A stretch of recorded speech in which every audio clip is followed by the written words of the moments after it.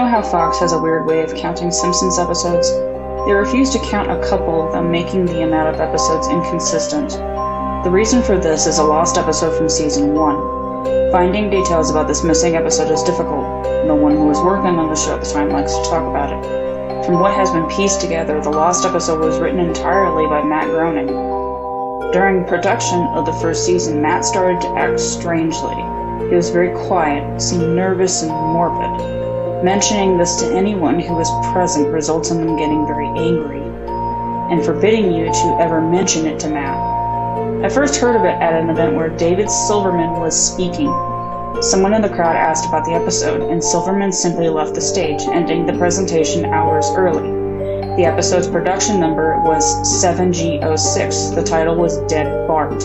The episode labeled 7G06 Moaning Lisa was made later and given Dead Bart's production code to hide the latter's existence.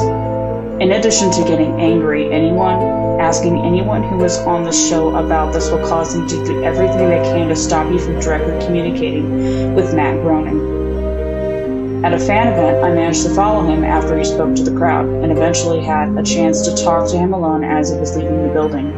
He didn't seem upset that I had followed him, probably expected a typical encounter with an obsessive fan. When I mentioned the lost episode, though, all color drained from his face and he started trembling. When I asked him if he could tell me any details, he sounded like he was on the verge of tears. He grabbed a piece of paper, wrote something on it, and handed it to me. He begged me never to mention the episode again. The piece of paper had a website address on it. I would rather not say what it was for reasons you'll see in a second. I entered the address into my browser, and I came to a site that was completely black except for a line of yellow text. A download link. I clicked on it, and a file started downloading.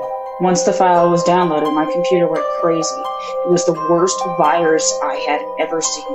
The system restore didn't work. The entire computer had to be rebooted. Before doing this, though, I copied the file onto a CD.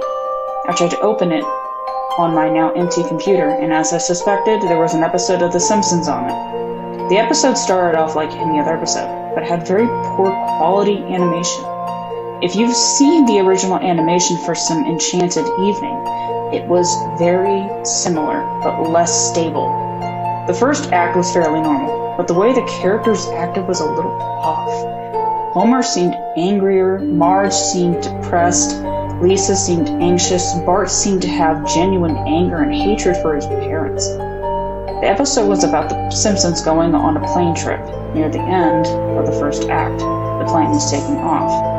Bart was fooling around as you expect. However, as the plane was about 50 feet off the ground, Bart broke a window on the plane and almost sat down. At the beginning of the series, Matt had an idea that the animated style of the Simpsons world represented life and that death turned things more realistic. This was used in this episode. The picture of Bart's corpse was barely recognizable. They took full advantage of it not having to move and made an almost photorealistic drawing of his dead body. Act 1 ended with the shot of Bart's corpse. When Act 2 started, Homer, Marge, and Lisa were sitting at their table, crying. The crying went on and on. They got more pain and sounded more realistic, better acting than you would think possible. The animation started to decay even more as they cried, and you could hear murmuring in the background. The characters could barely be made out. They were stretching and blurring. They looked like deformed shadows with random bright colors thrown on them.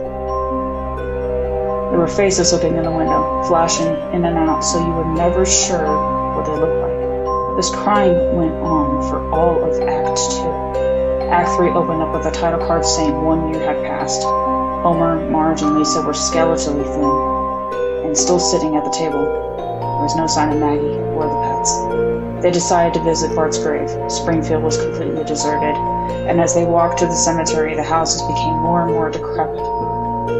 They all looked abandoned. When they got to the grave, Bart's body was just lying in front of his tombstone, looking just like it did at the end of Act 1. The family started crying again. Eventually they stopped and just stared at Bart's body. The camera zoomed in on Homer's face. According to summaries, Homer tells a joke at this part, but it isn't audible in the version I saw. You can't tell what Homer is saying. The view zoomed out as the episode came to a close. The tombstones in the background have the names of every Simpsons guest star on them. Some that no one had heard of in 1989, some that haven't been on the show yet. All of them had death dates on them.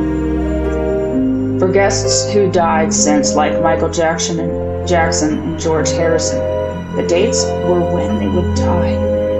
The credits were completely silent and seemed handwritten.